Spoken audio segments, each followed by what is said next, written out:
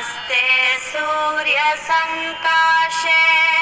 सूर्यसावित्रि कोमले ब्रह्मविद्ये महाविद्ये वेदमातर्नमोऽस्तु ते।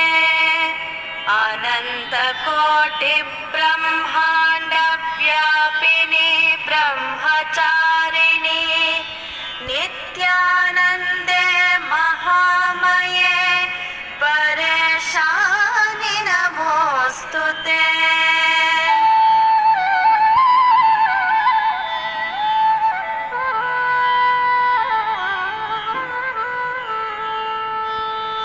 त्वं ब्रह्मा त्वं हरिः साक्षात् रुद्रस्त्वं इन्द्रदेवता मित्रस्त्वं वरुणस्त्वं च त्वमग्नि